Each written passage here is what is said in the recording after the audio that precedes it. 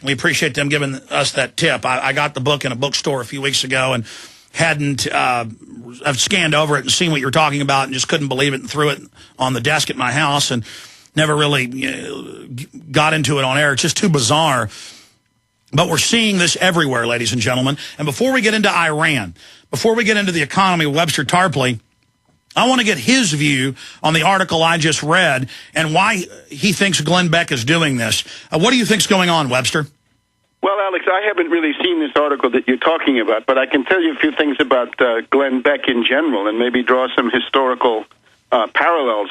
I think the most important thing you have to say about Glenn Beck is that he's a scoundrel, and I don't normally start off with insults, but that's if you don't establish the fact that he's an unprincipled scoundrel, and really, this is really deplorable what this guy does on television. He's obviously a creature of Rupert-Murdoch. In other words, this reactionary, quasi-fascist Australian millionaire who's taken over this, Fox News empire, and his friend there, Roger Ailes, who has credentials going back to the Nixon campaign and even to the campaigns of Bush the Elder in Texas and elsewhere. They're the ones who put Glenn Beck on the air. Now, if you go back to the 1930s, you had similar figures, right? You had this guy, Father Coughlin, the radio priest, and the message from Father Coughlin, the radio priest, was that basically Hitler was not as bad as you thought. Hitler was really a good guy. The main enemy was Stalin, so he had a whole demagogic thing around this.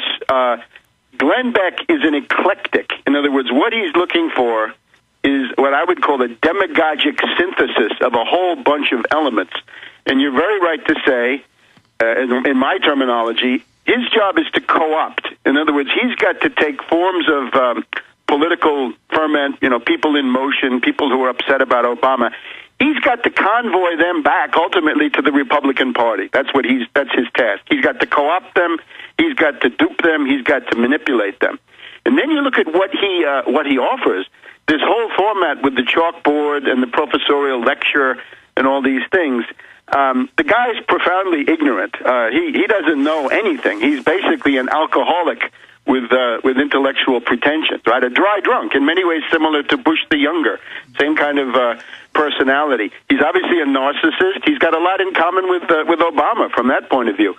But it's interesting that somebody in this kind of a slot, right, daytime television, 4 or 5 o'clock, would normally not be offering you opinions about Woodrow Wilson or William McKinley, or they had a program lately in praise of Calvin Coolidge, of all people, with an activist from the Council on Foreign Relations. This Calamity Schlaze was there to tell you how great Calvin Coolidge was.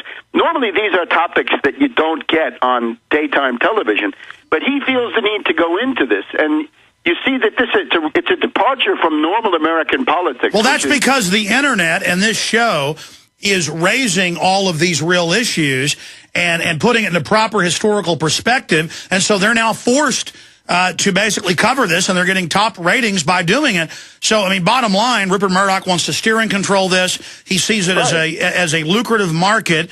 But I mean, to have Beck write a book about false flag terror, 7/7 being staged, the Mayak report, an Alex Jones character, and then to say none of this is real at the end, but to say it's real at the first, very bizarre.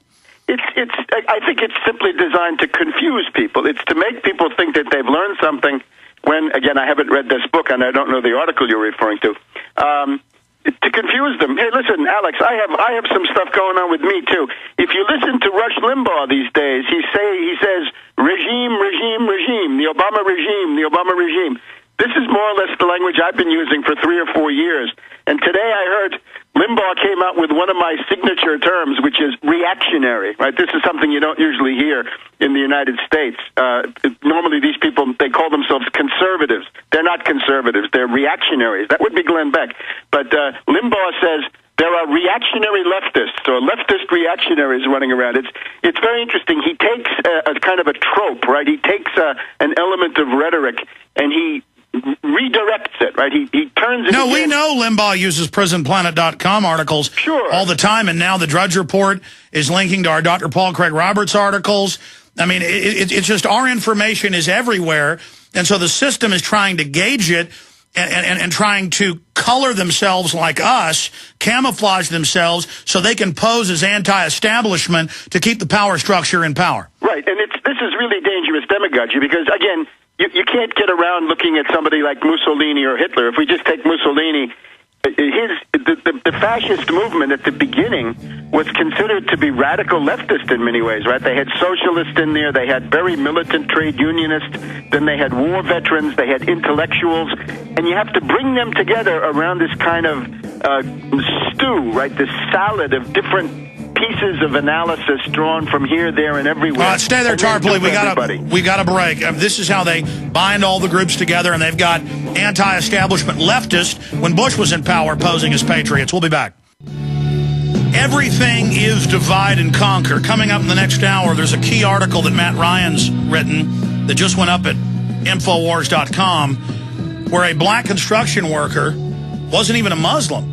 He was working at Ground Zero, and this crowd saw him and chased him, screaming, "Get out of here, Muslim." He's like, "I'm not a Muslim." He was even wearing an American flag, and they chased him, getting very close to something out of Nazi Germany, where they first wouldn't let Jews have businesses and would chase them off the streets.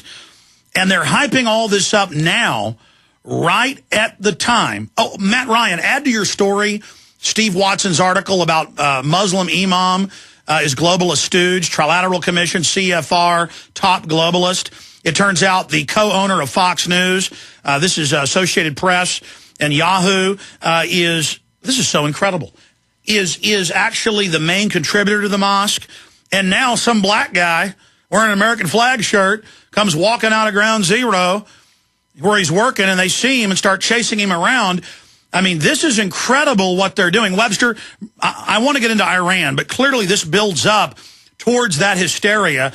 We've got this key article by Steve Watson that I covered some Friday and Sunday. In fact, guys, reprint that for me. I know it's in the stack, but headline, Ground Zero Mosque Imam, globalist stooge, and it details how he's a top globalist. I mean, Webster, we can really see what's happening here. Even more directly, this is Imam Faisal Rauf. And it turns out that he's from the FBI. He works for the FBI. He's a trainer for the FBI. He's an advisor for the FBI. He has worked for Bush the Younger in that administration. He's a current employee of the State Department. Now, this is what we would call, in very poor terms, a government agent. And he's out there as an FBI provocateur doing his job, which is to provoke. And now, instead of having... we could have about 95% of this population marching against Wall Street and saying, down with the banks, claw back the bailouts, stop, lower the credit card rates, no more payday loans. You could get about 95% of the American people for that. Instead, we've got these, 60-40, 70-30 things. We've got the New York mosque, we've got the Arizona illegal alien situation, and, of course, gay marriage in California coming right on the heels of the Shirley Sherrod doctored tape. So what does this mean? That no serious economic issue, none of the life or death economic questions of jobs, employment, wages, the things that people really live or die by, that is all swept aside. So we're having a summer of total programmed insanity, right, of MK Ultra running wild, if you will, through all the mass media. And I urge people, when you see a dog and pony show like this, have the brains not to choose sides. When you see the Yankees playing the whatever it is, the other team, right, in the World Series, it's hard not to get sucked in, right? You want to choose sides and become a fan for one side. In this case, don't do it, because this is simply a way to prepare these elections. I think it shows that the ruling elite is in the process of switching their bets from the sinking ship of Obama to some demagogic reactionary Republican. Maybe it's Mitt Romney, but I think much more likely General Petraeus waiting in the wings as the new version of whatever oppression is coming down. And notice we now have the ADL saying no to the mosque. I mean, this is like right out of Nazi Germany, what they're doing. Yeah, the thing with the mosque is obviously, if you want to make a gesture of reconciliation, that's a wonderful thing. But unfortunately, this is not turning out to be a gesture of reconciliation. So I would think that it's time really to de-emphasize this. Plus, everybody's arguing about something that, strictly speaking, doesn't exist. In other words, there is no mosque. There really is even one more building has to be bought. Well, it's a First Amendment issue, and it's a property right issue, and the fact that this guy's hooked in with the FBI, State Department, Trilateral Commission, CFR, and being funded by the owner of Fox News, I mean, that's incredible. Yeah, but again, it doesn't exist. They don't have the money to do this. They have to buy another piece of property. Then they'd have to build it. This thing is years and years in the future, if at all. I don't. It's think a perfect psychological distraction to create the primitive, animal brainstem threat that, oh my gosh, the foreigners that did 9/11, they've now come to plant their flag at ground zero. It's a propaganda image like Iwo Jima with the troops raising the flag. It's that snapshot image.